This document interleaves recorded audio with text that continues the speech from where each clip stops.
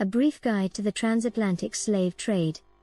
Many civilizations using slave labor, from ancient to modern times, have relied on supplies of slaves from distant places, but the Atlantic slave trade was unique, in size, geographic reach and global significance.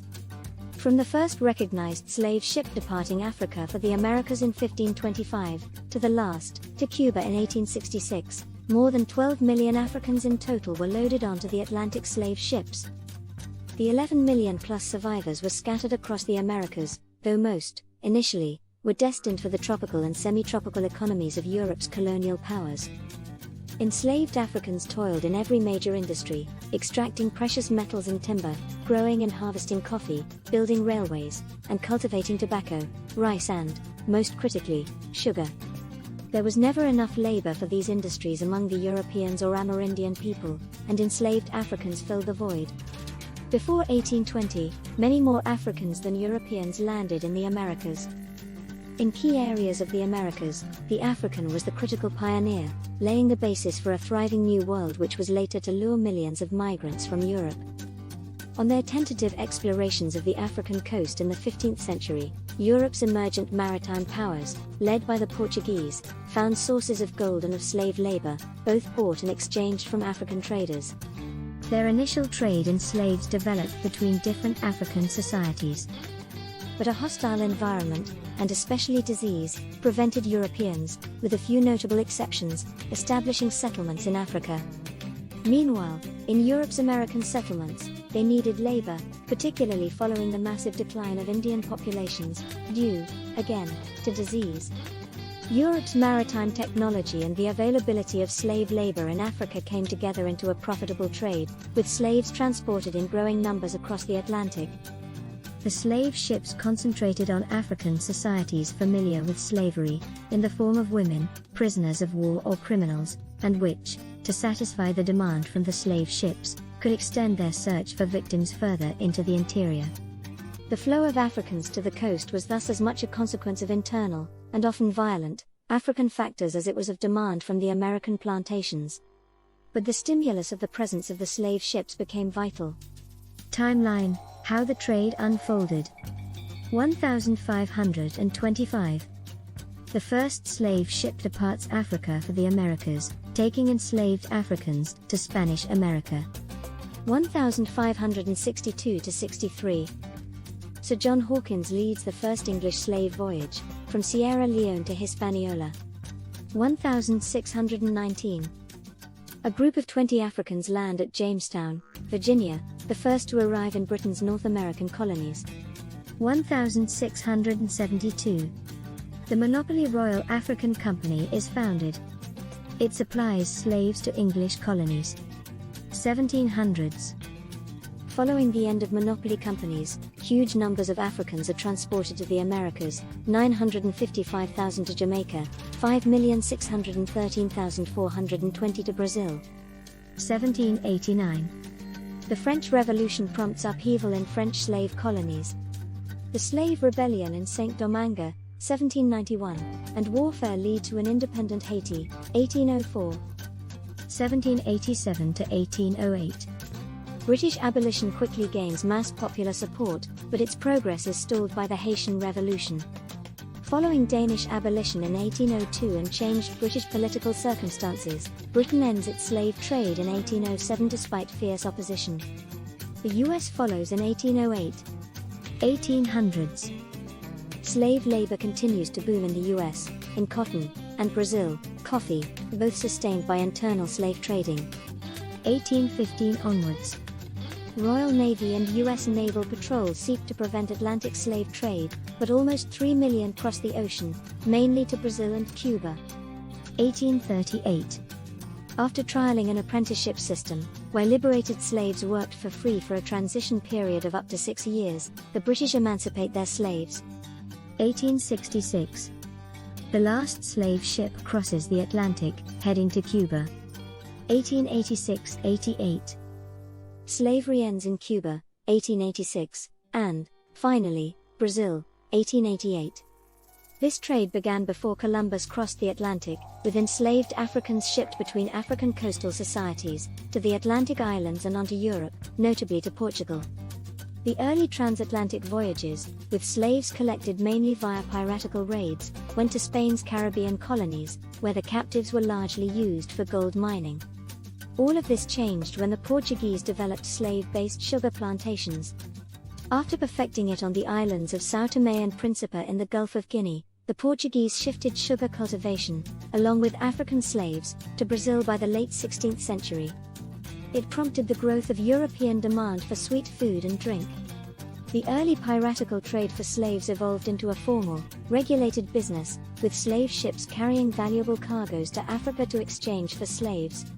Commodities from different parts of the world were exchanged for enslaved people. They, in turn, were shipped across the Atlantic. Slave ship captains were important players, master mariners and managers of generally difficult crews. They were key traders on the African coast. They offered a huge range of goods to tempt African traders to part with their slaves: textiles, guns, French wines and Caribbean rum, cowrie shells and tobacco.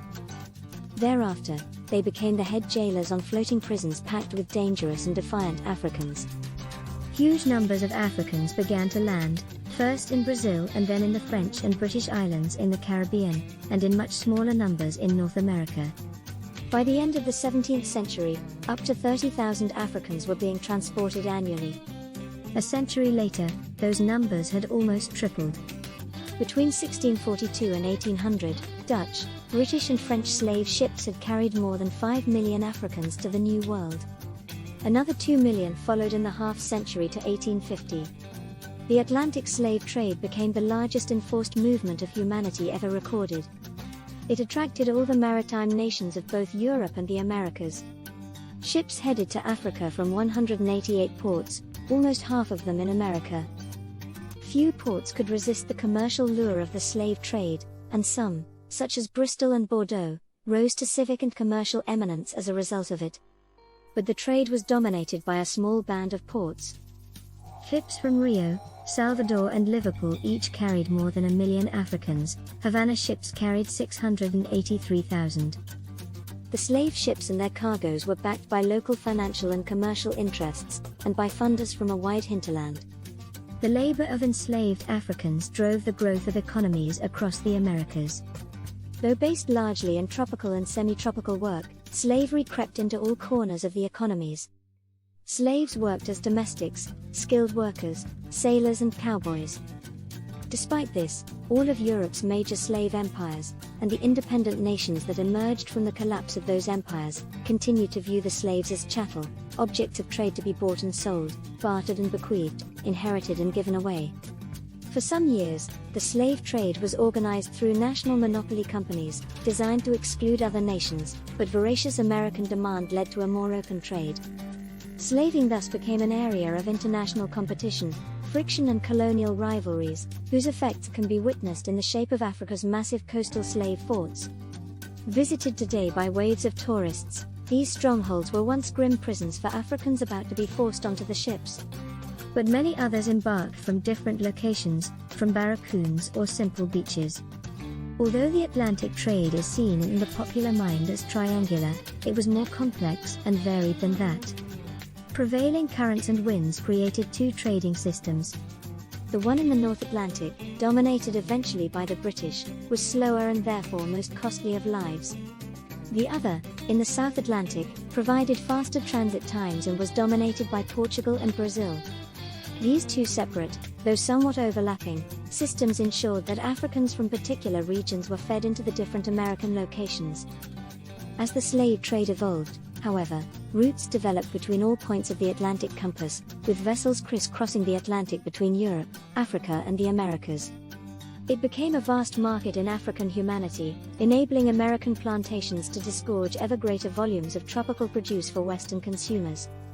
In the process, commodities that were initially luxuries, such as sugar and tobacco, became the cheap everyday habits of people everywhere. The damage to Africa was enormous, though unevenly spread. Slave trading waxed and waned over time, and from one region to another, some areas remained relatively untouched by it.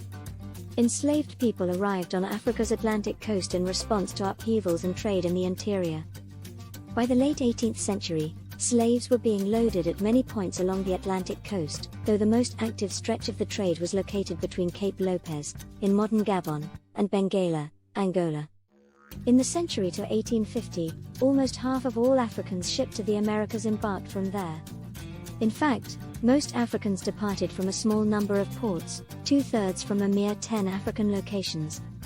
Almost 3 million left from Luanda in Angola, while more than 1 million went from Ouidah in modern Benin and 764,000 from Benguela. They sailed westwards in a great variety of ships. We know of small vessels capable of carrying only a handful of slaves. At its peak, however, the trade was characterized by large vessels ferrying upwards of 500 Africans. The Brooks, the most famous ship of all, was 207 tons. On 10 voyages from Liverpool she transported 5,163 Africans, of whom 4,559 survived. From the early days, slave traders realized that overcrowding was dangerous, and slave trading nations tried to regulate it. Such regulations were often disregarded by avaricious traders, especially during the illicit trade of the 19th century, when grossly overcrowded vessels, seeking a quick run to Brazil or Cuba to evade the US and British abolitionist navies, recorded some of the most appalling levels of death and suffering. Africans entered the ship stripped of everything: their clothing, their names, their families and friends. They were totally deracinated and, not surprisingly, from first to last, the slave ships simmered with defiance. Many tried to escape en route to the coast, and resistance thrived on board the pestilential vessels. Vessels filled slowly with other captives, and many of them spent longer on the ship anchored off the African coast than they did on the Atlantic crossing. Sailors had to be permanently alert. A careless move, slipshod handling of tools, inattention, all and more could, and often did, lead to slave violence. 1 in 10 ships experienced some form of slave revolt, with Africans from certain regions more likely to revolt than others. Slave traders thus became cautious of where they traded and who they purchased. The crew always needed chains and shackles to secure their human cargoes, who greatly outnumbered them on all slave voyages. The Atlantic crossing was a brutal experience for every African, and all learned the lesson of what would happen to those who openly resisted. The bitter memories of those seaborne sufferings were carried into the Americas. Yet despite the commonplace cruelty and widespread fatalities, the aim of the slave traders was to deliver slaves to American buyers. Traders did not seek to kill or harm the slaves, but rather to keep them alive and fit for sale at landfall. The fact that so many died, or arrived in a miserable condition, should not deceive us. The intention was to make a profit on the voyage, and that meant keeping slaves alive and well. However, often this was not possible, and shipboard conditions deteriorated. Bad weather, poor supplies, brutal sailors, with their own serious levels of mortality, disease, all these and more wreaked havoc among the incarcerated Africans. The suffering on the slave ships was uniquely horrible, and left its physical and mental scars on all who survived. Although the average crossing took 2 months, voyages could be prolonged by bad weather, navigational errors and poor management. In time, experience, better ships and more efficient navigation hastened the voyages, but the Atlantic crossing still remained hazardous for all on board. However prolonged or swift, the Middle Passage entailed human misery on an incomprehensible scale, and its horrors proved influential in the rise of abolitionism. In the late 18th century, details from the slave ships, broadcast to an expanding reading public, appalled people on both sides of the Atlantic. It sparked the first phase of the campaign to end the trade. The road to abolition.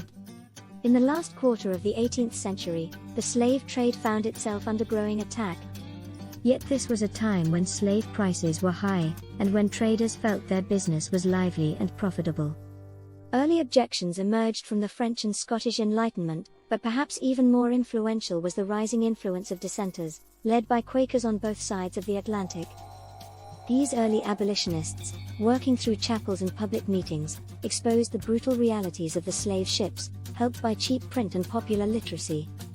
The campaign was also aided by the voices of Africans, most of them ex-slaves, who lent a powerful personal testimony to the cause, and were crucial in tipping the balance.